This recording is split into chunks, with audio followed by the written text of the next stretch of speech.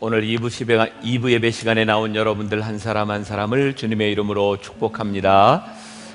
우리 서로 한번 인사를 나누면 좋겠죠? 또 이 시간에도 다른 곳에서 로비에서 잠옷실에서 예배하고 있는 분들이 있는데 우리 두 손을 들어 주님의 이름으로 축복합니다. 한번 인사 나눕시다. 주님의 이름으로 축복합니다. 고맙습니다. 축복합니다.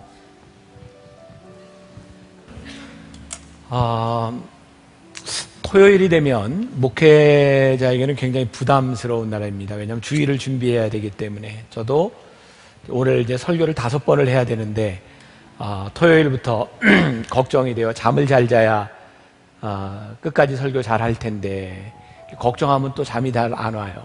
그래서 어젯밤에 수면 유도제를 좀 먹고 잤습니다. 근데 아침에 일어났더니 계속 어지러워요. 정신을 못 차리겠어요. 그랬더니 우리 교회 부목사님이 목사님 참 확 깨는 얘기 하나 해드릴까요? 여러분들에게 좀 알려드릴까요? 네, 깰지 안 깰지 모르겠는데 저한테 묻더라고요. 교회에서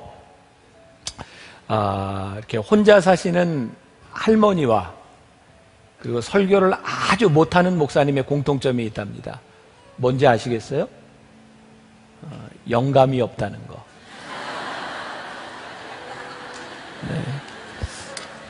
네, 그냥 내가 보니까 이해를 못하는 분도 있는 것 같아요. 네. 계속해서 여러분들과 함께 왕에 대한 이야기를 나누고 있는데 여러분들이 가능하면 이 말씀을 잘 집중할 수 있도록, 또 다행인 것은 나무 생각이 이제 나왔기 때문에 이제 나무 생각과 함께 여러분들이 묵상하며 가시면 참 좋을 것 같아요. 그래서 혹시 잘 따라가기를 원하는 분들은 또 나무 생각 꼭 구입하셔서 같이 보시면 되고요. 5명의 왕을 우리들이 외우자 이렇게 이야기를 했습니다. 먼저 이스라엘은 통일왕국 시대가 있었다. 3명의 왕이 있었다 그랬죠. 통일왕국 시대는 이렇게 나와 있는데 첫 번째 왕이 사울이었고 두 번째 왕이 다윗이었고 다윗의 아들 솔로몬 때 이스라엘은 가장 강대한 나라가 됩니다. 솔로몬이 범죄함으로 인해서 나라가 나누어졌다 그랬어요. 그래서 위에 북쪽을 이스라엘이라고 부르고 남쪽을 유다라 부른다. 그래서 이후에 성경에 나오는 이스라엘이라고 하는 표현은 북이스라엘을 이야기하는 거고 유다라는 말이 나올 때는 남쪽 유다를 말하는 것이다. 북쪽 이스라엘의 첫 번째 왕은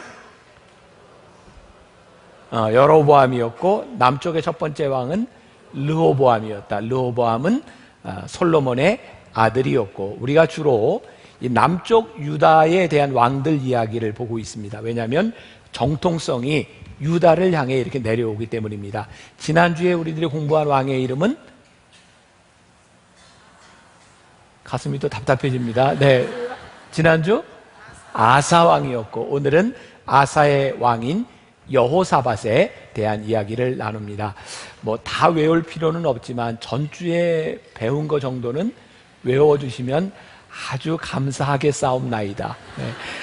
아사, 이번에는 여호사밧. 제가 이번 주간에 그냥 이런 기도를 하긴 처음이었던 것 같아요. 여러분들도 많이 그랬으리라 생각을 하는데 러시아와 우리나라가 축구 시합이 있었습니다. 정말 간절하게 제가 그런 기도했습니다. 하나님, 우리나라 이기게 해주세요. 저는 이 기도가 신앙적이지 않다고 생각합니다. 왜냐하면 러시아에도 예수를 믿는 사람이 있을 거고 월드컵을 하는 중에 많은 사람들이 기도를 할 텐데 만일 우리 팀이 이기게 해주세요 라고 하면 하나님 얼마나 답답하실까. 그러니까 저는 축구는 잘하는 팀이 이겨야 된다고 생각합니다. 근데 그럼에도 불구하고 우리나라를 위해서 제가 기도할 수밖에 없었던 것은 지난 세월호와 또 이번 선거와 이런 일들을 거치면서 우리 국민들의 마음이 너무 피폐해져 있고 너무 많은 분노가 있고 그 슬픔 가운데 하나님, 제가 올바른 기도인지 아닌지는 모르겠지만 이 축구 경기를 통해서라도 우리 민족이 기쁨이 회복되게 하시고 정말 속에 있는 응어리를 한번 다 풀어질 수 있도록 하나님 이기게 해주세요. 그랬더니 반만 들어주셨어요. 그리고 반은 너희들이 알아서 해라. 그러셨던 것 같아요. 여러분들에게 한번 제가 그런 질문을 드리겠습니다. 기억나시는 분이 있는지 모르겠어요. 어떤 집에 개가 두 마리 있어요. 한 개는 꼬리가 길어요. 한 개는 다리가 길어요. 꼬리 긴 개와 다리 긴 개가 싸우면 어느 개가 이길까요? 네, 힘센 개가 이깁니다. 그럼 어떤 개가 힘이 셀까요? 주인이 밥 많이 주는 개가 힘이 셉니다. 우리는 늘 이런 고민을 합니다. 분노와 사랑, 용서와 사랑, 정의와 불의. 우리는 이 가운데서 우리들이 어떤 쪽을 택해야 될지 너무나 힘들다고 얘기를 합니다. 한 가지 분명한 것이 있습니다. 그것은 힘든 문제가 아닙니다. 여러분들이 어디에 여러분들의 마음을 두느냐에 따라 결정되는 일입니다. 여러분들이 용서하기로 마음을 먹으면 용서가 되고요. 사랑하기로 마음을 먹으면 사랑이 되고요. 정의롭게 살기로 마음을 먹으면 정의롭게 사는 겁니다. 지금 우리 대한민국을 바라보며 우리들에게는 서로가 서로를 용서하고 사랑하는 마음이 참 필요한 때라고 생각을 합니다. 우리 교회에서부터, 우리 믿는 사람에게서부터 이런 일들이 일어나기를 정말 주님의 이름으로 간절히 부탁합니다. 계속해서 왕들의 이야기를 우리들 보면서 느끼는 게 무엇인가요? 하나님께서 모든 왕들에게 기회를 주셨어요. 그런데 어떤 왕은 정의로운 쪽에 서기도 하고 어떤 왕은 불의한 쪽에 서기도 합니다. 오늘 주인공 여호사밧은 35세에 왕이 되어 25년 동안 유다를 통치하는데 정말 성경에 이렇게 긍정적인 표현만 되어 있는 왕이 없는 것 같아요. 그는 전심으로 하나님을 섬기며 그는 칭찬받는 왕이 되었습니다. 오늘 여러분들이 그냥 스치고 지나갔을지도 모르는데 오늘 본문 1절과 2절 여러분들이 성경에 이렇게 하이라이트를 할 준비를 하시고 다시 한번 보면 좋겠어요. 1절입니다. 아사의 아들 여호사밧이 대신하여 왕이 되어 그 다음 줄 치세요. 스스로 강하게 하여 이스라엘을 방어하되 2절 유다 모든 견고한 성읍에 군대를 주둔시키고 또 유다 땅과 그의 아버지 아사가 정복한 에브라임 성읍들의 영문을 두었더라. 여기 제가 왜 중요하다고 생각했는가? 스스로 강하게 하였다. 우리는 지난 몇 주 동안 말씀을 보면서 반대적인 개념을 보았습니다. 하나님께서 축복을 주시고 강하게 되었는데 그들 스스로가 무엇을 하려고 하면서 하나님께 버림을 받았던 장면들입니다.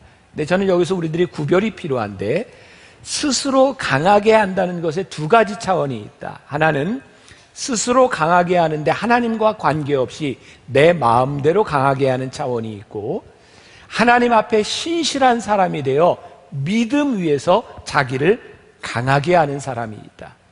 제가 종종 여러분들에게 이런 말씀드리죠.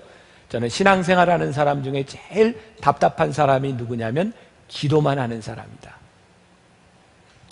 우리가 기도한다고 하는 것은 기도하기 때문에 살아가는 것인데 이 여호사밧이 스스로 강하게 되었다라고 하는 이 말씀은요, 여호사밧이 마음대로 했다고 하는 것이 아니라 그가 전심으로 하나님을 섬기며 살아갈 때에 그에게 주어진 사명에 대하여 스스로 강하게 자신을 단련했다는 말입니다.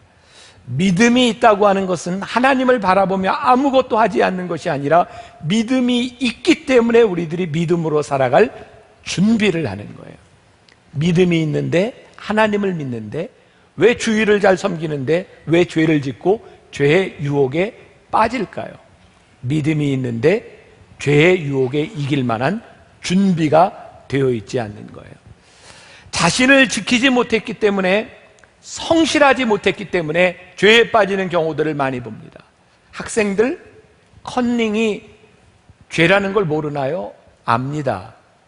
근데 학생이 시험 볼 때 학생으로서 성실하게 시험 준비를 하지 못하면 컨닝의 유혹에 빠지는 겁니다. 제가 여러분들에게 무엇을 말씀하고 싶은가? 여러분들이 하나님 앞에 전심으로 살아간다고 하는 것은 내가 기도했기 때문에 하나님 앞에 맡긴다 이런 차원의 문제가 아니라 내가 하나님 앞에 믿음으로 전심으로 살아가기 때문에 믿음 위에서 능력 있는 하나님의 사람이 되어 내가 실력을 키운다라는 말입니다. 이 부분에서 여호사밧은 우리들에게 아주 중요한 교훈을 주고 있습니다. 여호사밧의 아버지였던 아사는 북이스라엘이 침공할 때 그가 문제를 해결하지 못하고 아람왕 벤 하닷에게 도움을 요청합니다. 이거 지난주의 얘기입니다. 다 기억하시죠? 기억하시죠? 네. 그런데 여호사밧은 그의 아버지와는 달리 그가 전심으로 하나님을 섬기며 그가 준비하였을 때에 많은 적들로부터 그 나라를 보호하게 됩니다. 저는 올 한 해 여러분들과 함께 레디컬이라고 하는 말씀의 시리즈를 통해서 우리의 신앙의 기본으로 돌아가자. 근데 제가 지난달 내년도 2015년 우리 만나교회 목회와 설교를 준비하면서 하나님께서 저에게 강하게 주신 마음이 있어요. 이제 레디컬 믿음의 기본으로 돌아갔으면 그 기본 위에서 무엇을 할 것인지 액션 플랜을 세워라. 저는 내년 첫 주부터 여러분들과 함께 믿음의 기본 위에서 여러분들과 우리 교회가 해야 될 구체적인 일들을 하나하나 우리들이 정하고 실천해 보려고 합니다. 한 번 더 강조합니다. 스스로 강하게 된다고 하는 이 말은 여기에서 교만을 이야기하는 것이 아니라 하나님을 믿는 자로서 자기 삶에 충실하다고 하는 것을 의미합니다. 한 나라의 왕으로서 가장 중요한 것이 무엇이겠습니까? 국방을 튼튼히 하는 일입니다. 자기 나라와 민족을 지키는 일입니다. 학생으로서, 하나님을 믿는 학생으로서 무엇이 중요합니까? 공부가 인생의 전부는 아니지만 공부하는 학생들에게 이 순간 공부가 가장 중요한 일입니다. 직장을 다니고 있는 여러분들에게 무엇이 중요합니까? 직장이 여러분들의 인생 전체를 좌우하는 것은 아니지만 하나님을 믿는 사람으로 여러분들이 몸담고 있는 직장에서 얼마나 성실한 것은 아주 중요한 차원의 문제입니다. 제가 젊은이들에게 이런 권면을 자주 합니다. 여러분, 해야만 되는 일을 하십시오. 그러면 하고 싶은 일을 할 때가 옵니다. 우리들이 하나님을 믿는 사람으로서 해야만 되는 일, 그거 해야 되는 겁니다. 이번 주간 철원에서 우리 교회가 돕고 또 함께하고 있는 MMP라고 하는 그런 교회 목회자들, 사모님, 자녀들과 함께 수련회를 하게 되었어요. 저녁에 숙소로 들어가는데 그 철원의 한탄강 호텔을 이렇게 숙소를 들려서 들어가는데 어떤 목사님이 저에게 이런 얘기했어요. 목사님, 제가 개척을 하고 여기까지 오는 동안 우리 아이들을 잘 돌보지 못했고 아이들은 늘 엄마와 아빠한테 참 많은 불만이 있었습니다. 그런데 아이들이 한탄강 호텔의 숙소를 보고 너무너무 좋아하는데 목사님, 아니 아빠 개척교회 한 번 더 해요. 그 숙소가 너무 좋아서. 어떤 목사님은 눈물을 글썽이며 이렇게 얘기했습니다.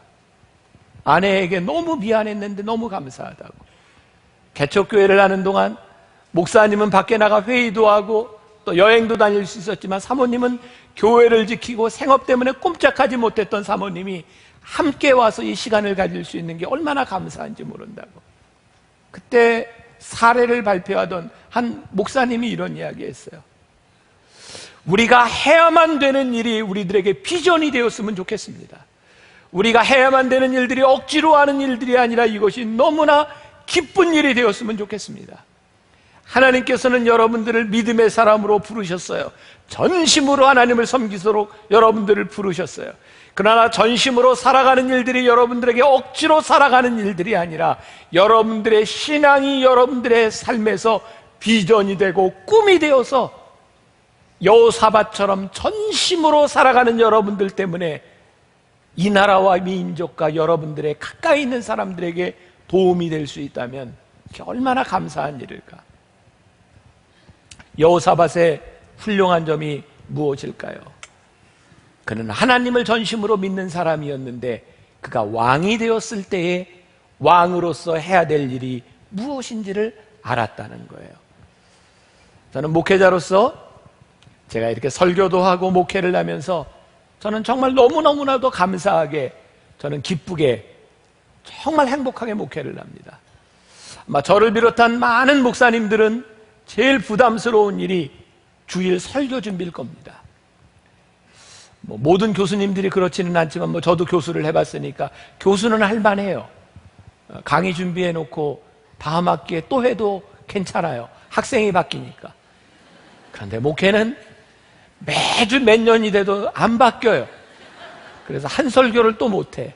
매번 새롭게 준비해야 되는 게 얼마나 힘든 일인지 몰라요. 그래서 토요일이 되면 너무너무 힘들어하고 토요일 밤, 주일 새벽까지도 설교 준비에 매어 달려 있어요. 근데 언제부터인가 하나님께서 저에게 주신 제일 큰 축복이 뭐냐면, 내가 가장 필요하고 준비한 일을 미리 준비하는 사람이 되는 것. 제가 설교 준비를 3달 혹은 5달 전에 이 원고를 끝내놓습니다. 그리고 이번 주간에는 제가 끝내는 원고를 보면서 저에게 주신 제일 큰 축복이 토요일 날을 제가 너무 행복하게 지낸다는 거예요. 교인들에게 주어진 시간들, 우리 교회에서 하는 행사들, 제가 너무너무 가볍게 즐거운 마음으로 그 행사를 참석하면서 제가 깨닫게 되는 거예요. 내 인생의 가장 중요한 일, 거기에 성실하면 그 다음 삶들을 내가 얼마든지 즐겁게 지낼 수 있다는 거예요. 여러분들이 하나님 앞에 주어진 여러분들의 사명을 여러분들이 잘 살아가기 시작할 때 여러분들이 하는 일들이 지금보다 훨씬 더 풍성한 삶을 살 수 있게 될 거라는 사실이에요. 다시 한번 강조합니다. 여호사밧은 교만하여 자기 스스로 그 일을 한 것이 아니라 그는 하나님을 전심으로 믿으며 그가 해야 될 일이 무엇인지를 알고 살았을 때에 그를 통하여 그의 민족이 축복을 받았다는 사실이에요. 오늘 본문 말씀 6절, 여러분들이 줄을 칠 준비를 하고 한번 6절을 다시 한번 보겠습니다. 6절, 그가 전심으로 여호와의 길을 걸어 산당들과 아세라 목상들도 유다에서 제거하였더라. 전심으로 하나님의 길을 걸어 그가 했던 일이 2가지입니다. 산당과 아세라 목상들을 제거한 일입니다. 전심으로라고 하는 말을 여러 가지 성경을 통해 보면 일편단심이라고 하는 말로 표현이 될 수도 있습니다. 영어 성경에 보면 이렇게 표현이 되어 있는데 제가 발음이 안 좋기 때문에 여러분들이 글을 좀 보시는 게 도움이 될 것 같아요. His heart was devoted to the way of the Lord. 그의 마음이 헌신되어 있었어요. 어디에? 주님의 길에, 하나님의 길에 헌신되어 있었어요. 자, 이게 제가 조금 묵상을 하면서 저에게 이 헌신이 무엇일까를 생각하게 되었어요. 하나님을 사랑한다, 하나님께 헌신한다. 제가 오늘 1, 2부 때도 그런 얘기했는데 여자들한테 물어봤어요. 여러분들은 남자친구가, 남편이 사랑합니다 라는 말을 듣고 싶습니다, 사랑합니다 라면서 반지 하나 주는 걸 받고 싶습니까? 그랬더니 반지도 받고 싶대요. 사랑합니다, 우리들이 얼마든지 할 수 있습니다. 그런데 사랑의 수고와 헌신이 따를 때 그 사랑이 진짜처럼 느껴지는 겁니다. 그래서 이 여호사밧이 하나님께 전심으로 하나님의 길을 걸어 그가 헌신했다고 하는 말은요, 그의 삶의 희생, 그의 삶의 헌신이 있었다는 말입니다. 구체적으로 그게 뭐냐면 산당을 제한 거예요. 산당이 무엇인가? 우리들은 흔히 이것을 우상이라고 하는 관점에서만 어떤 산당들을 생각하지만 그것뿐만 아니라 저 예루살렘으로 가는 게 귀찮아서 쉽게 예배를 드리려고 여기저기에다가 예배 처소를 만든 겁니다. 그리고 여기에 하나님이 계시니까 여기서 예배하면 좋겠다라고 만들어 놓은 것이 산당입니다. 다시 말하면 자기 편의를 위해서 만들어 놓았다는 거예요. 아세라 목상이 무엇일까요? 그들이 하나님을 믿으면서도 아세라를 포기하지 못했던 것은 당시 농사를 짓고 있던 그들에게 아세라는 풍요의 신이었습니다. 아세라 신을 믿으면 하나님보다도 더 풍요롭게 될 거라고 생각했습니다.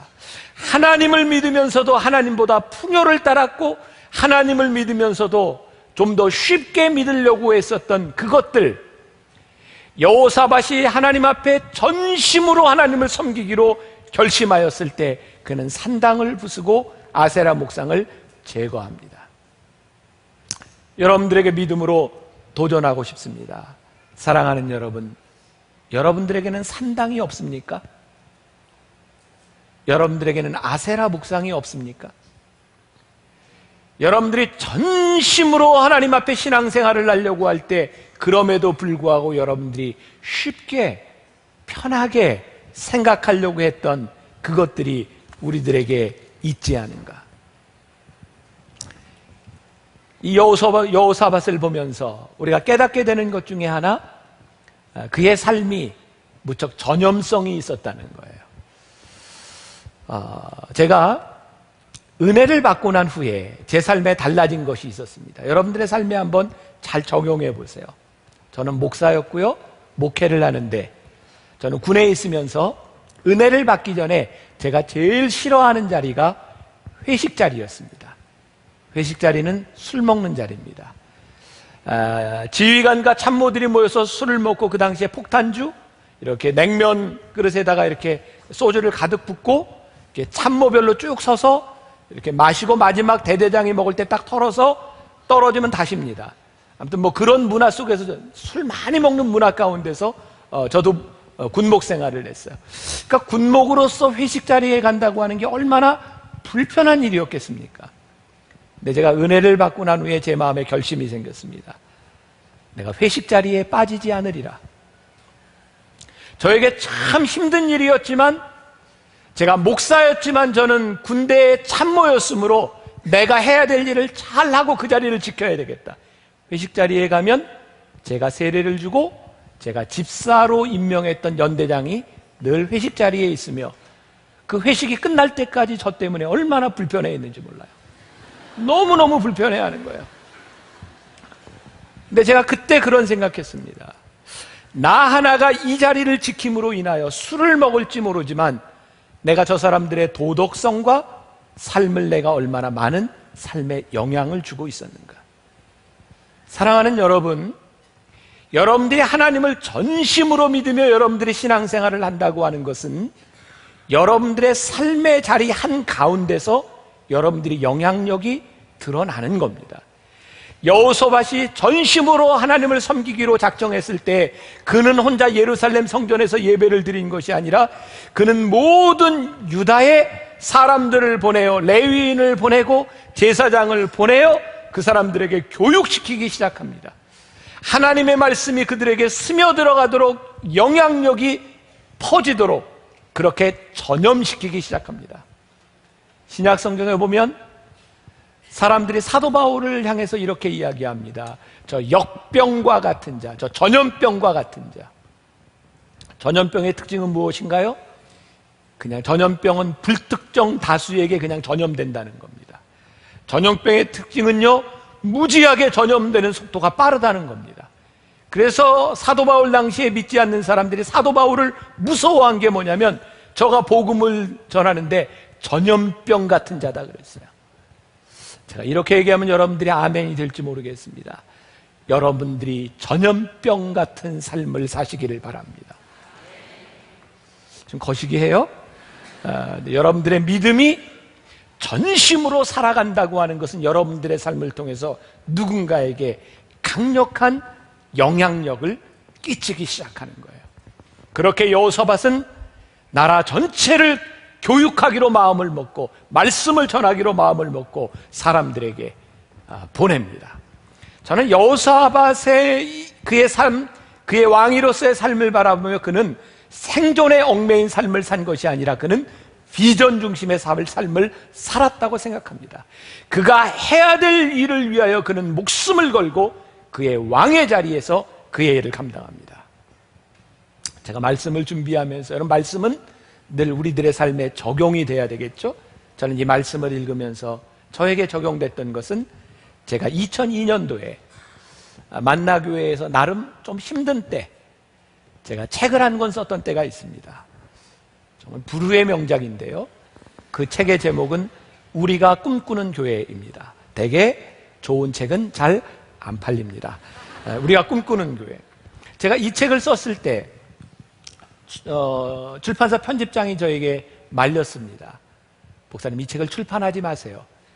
제가 부목사 시절이었지만 이미 몇 권의 책이 나와 있는 상태였는데 이 책을 내지 마세요. 이유가 뭐였냐면 그 당시에 한국교회는 아들이 교회를 잇는 세습 문제를 가지고 너무너무 시끄러운 때, 목사님이 아버지 교회 부목으로 있는데 이런 책을 쓰면 욕을 먹습니다. 책 쓰지 마세요. 근데 제가 이런 생각으로 그 책을 썼습니다. 저는 만나교회에 있고 싶은 생각이 없습니다. 저는 교회를 나가서 나는 꿈꾸는 목회를 하고 싶습니다. 저는 사실 만나교회를 떠나려고 그 책을 썼습니다. 제 마음 가운데는 너무너무나 하고 싶은 목회가 있었어요. 제가 목사가 되어서 공부를 하고 여기 돌아왔을 때 제가 꿈꾸는 목회, 그게 모든 사람의 마음에 맞는 것은 아닐지 모르지만 하나님께서 저에게 주셨던 목회자로서의 그런 꿈이 있었어요. 그 책을 내고 나서 정말 예상치 않은 일이 일어났습니다. 당시에 담임 목사님이었던 김우영 목사님이 뇌경색으로 쓰러지시게 되었어요. 저는 이미 갈 곳을 정해놓고 있었는데 그 상황에서 제가 1년 동안 담임 목사님을 대행해서 목회를 하게 되었습니다. 어쩌면 목회를 하는 목사에게 참 자존심 상하는 일일 수도 있겠다. 뭐냐면 제가 대행을 하지만 교회 행정과 교회 재정은 목사님이 신경 쓰지 마세요. 이건 우리 장로님들이 알아서 할 테니까 목사님은 설교만 하세요.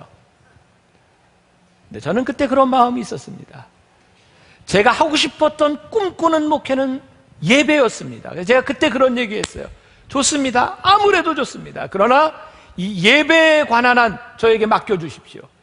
저는 예배에 집중하기 시작했어요. 그리고 제가 썼던 우리가 꿈꾸는 교회, 제가 어디선가 해보고 싶었던 그 목회, 장로님들과 남녀여성교회 회장과 모든 리더들에게 이것을 공부해야 되겠다, 시켜야 되겠다고 생각했어요. 당시에 담임 목사가 아니었던 부목사의 신분으로 장로님들에게 교육을 한다? 쉬운 일이 아니었습니다. 근데 저는 하고 싶었어요. 제 아내하고 둘이 이런 이야기를 했습니다. 하나님께서 우리들에게 준 소명, 옳다고 생각하는 것, 그거 가르치고 그 가르침으로 인하여 내가 이곳에서 사역할 수 없다면 떠납시다. 내 사명과 뜻을 꺾으면서까지 있어야 되는 것은 아니니까. 그래서 장로님들과 처음 공부를 하기 시작했어요. 그때 우리 장로님들 기억나시는지 모르겠어요. 제가 처음 공부 시작할 때 분위기가 싸늘했습니다. 감히 부목사가 어떻게 교회에 대해서 이런 걸 가르칠 수 있는, 너무너무 살벌했어요. 정말 다행스러운 건 제가 별로 눈치가 없다는 겁니다. 공부 다 했어요.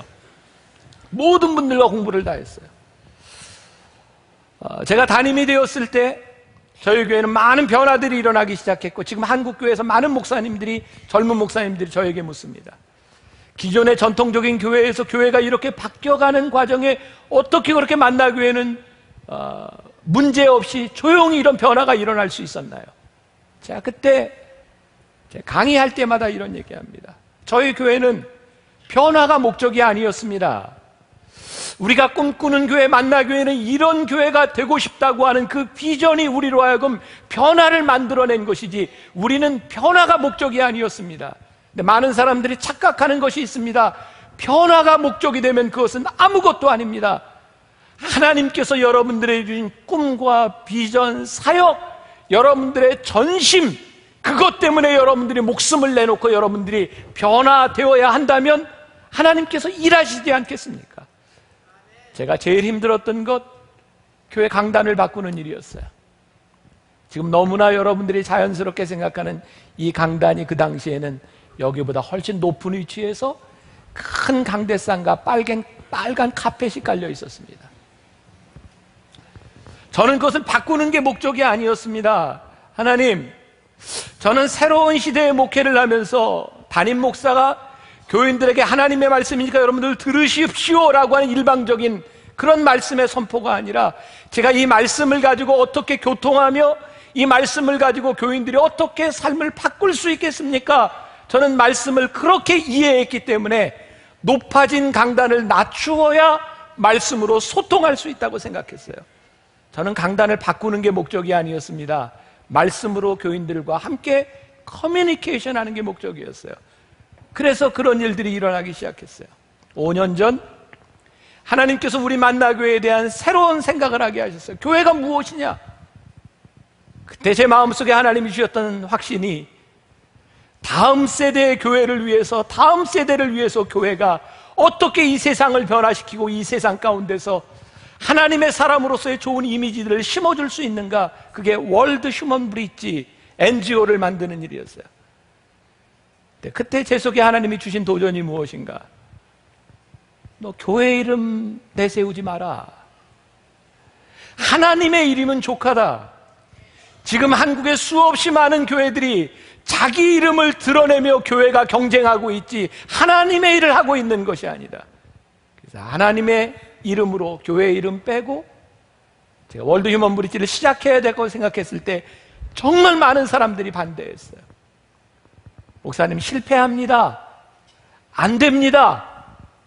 또 어떤 분들은 이렇게 목사님 그거 하면 많은 사람들이 이렇게 오해할 겁니다. NGO 단체를 세워서 목사님이 혹시 뭘 좀 빼돌리거나 뭐 좀 이런 일들이 교회 예산이 다른 데 쓰이는 일들이 일어나지 않겠습니까? 목사님 그거 하면 목사님 손해입니다.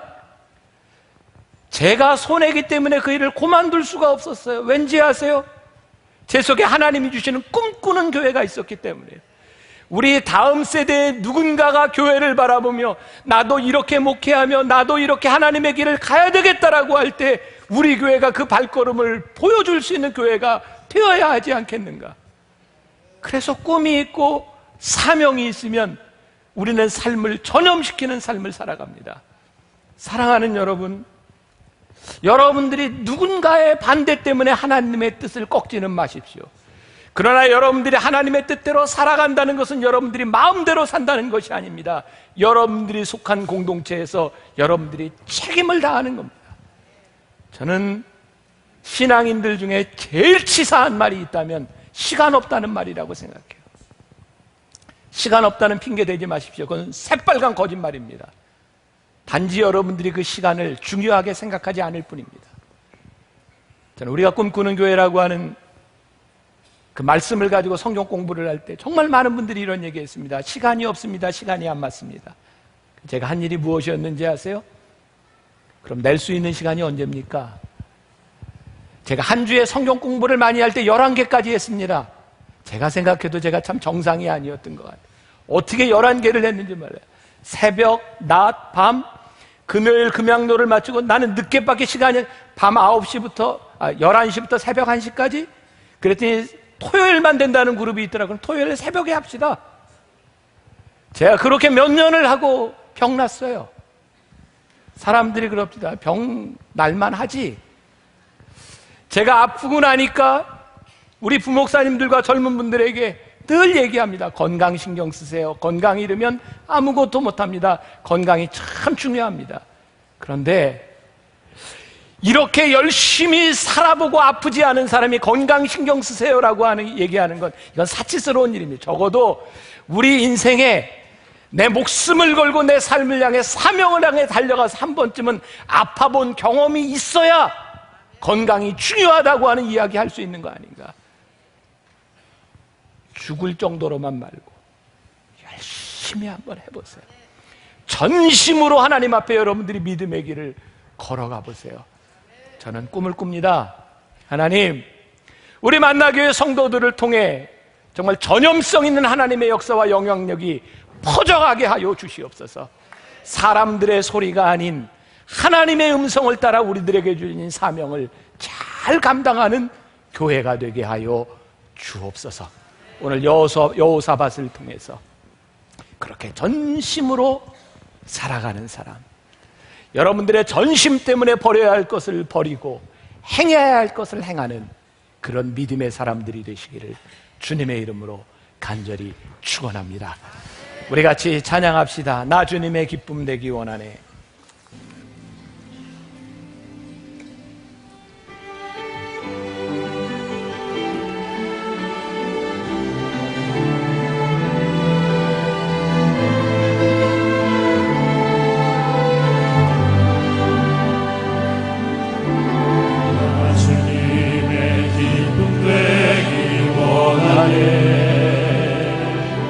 내 마음을 새롭게 하소서.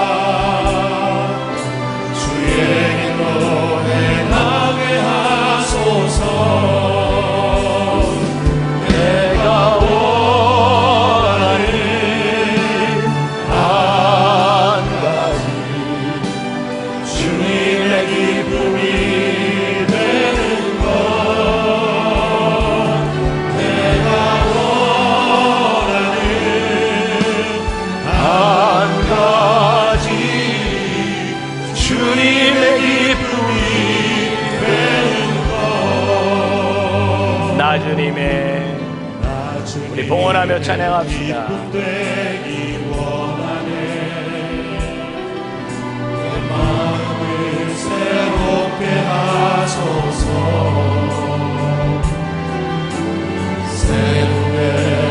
되게 하여 주사 주님의 빛 비추게 하소서. 내가 원하는 한 가지 주님의 기쁨이 되는 것. 내가 원하는 한 가지 주님의 기쁨이 되는 것. 겸손히 내 마음 드립니다.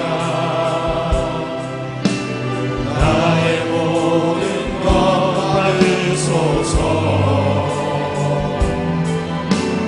나의 맘 깨끗게 씻어주사 주의 길로 행하게 하소서. 내가 원하는 한 가지 주님의 기쁨이 되는 것. 내가 원하는 한 가지 주님의 기쁨이 되는 것. 내가 원하는 한 가지 주님의 기쁨이 되는 것. 내가 원하는 한 가지 주님의 기쁨이 되는.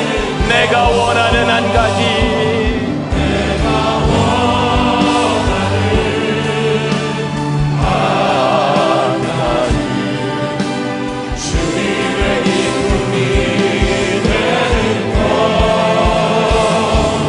내가 원하는 한 가지 주님의 기쁨이 되는. 내가 원하는 한 가지 내가 원하는 한 가지 주님의 기쁨이 되는 것. 내가 원하는 한 가지 주님의 기쁨이 되는 것. 사랑하는 여러분, 이 시간에 우리 잠깐 이렇게 묵상하며 가슴으로 기도했으면 좋겠는데, 혹시 여러분들이 전심으로 살아가는데 어떤 것이 여러분들에게 산당이고 어떤 것이 아세라 목상인지, 무엇이 여러분들로 하여금 전심으로 살아가지 못하게 하는지 하나님, 제가 하나님 앞에 내려놓습니다. 제가 전심으로 하나님 앞에 좋은 신앙인 하나님의 사람이기를 원합니다. 우리 믿음으로 고백하며 우리 같이 기도합시다. 살아계신 하나님, 오늘 이 시간 우리들이 하나님 앞에 간절히 기도합니다. 아버지 하나님, 주님의 마음을 구하며 우리들이 간절히 기도합니다.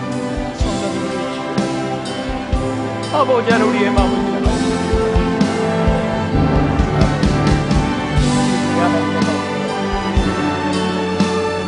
아버지 하나님, 오늘 먹어달라고 아버지 하나님, 주님을 의지하는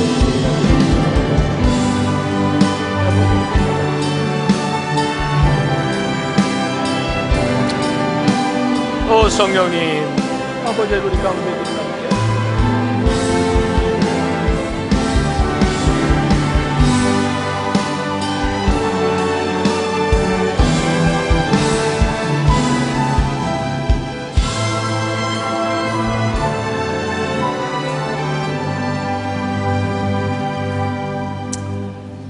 우리가 하나님을 섬기며 나아가되 전심으로 살아가기를 원합니다. 나에게는 우상이 없노라고, 나에게는 산당도 없노라고 생각했을지 모르지만 우리는 점점 우리들의 삶에 수없이 많은 산당들을 짓고 아세라 목상을 만들어 놓지 않았는지, 우리가 하나님 앞에 전심으로 서면 우리를 통해 놀라운 하나님의 역사와 영향력들이 퍼져나갈 줄 믿습니다. 이 시대는 하나님을 전심으로 찾는 믿음의 사람들을 기다리고 있고 하나님이 쓰실 줄 믿습니다. 우리 만나 교회와 우리 성도들이 그런 사람, 하나님 쓰시는, 하나님 찾으시는 사람 되게 하여 주옵소서. 오늘도 하나님 앞에 드려진 귀한 예물이 있습니다. 우리들의 마음에 헌신이 있습니다. 하나님 앞에 드려진 시간과 기도들이 있습니다. 하나님 귀하게 받으시고 하나님의 역사를 이루게 하여 주옵소서. 지금은 우리 주 예수 그리스도의 은혜와 하나님 아버지의 무한하신 사랑과 성령의 인도하심이 전심으로 살아가기를 소원하며 이 세상으로 나가는 당신의 사랑하는 모든 백성들 위해 지금부터 영원까지 함께 하시기를 간절히 축원하옵나이다. 아멘.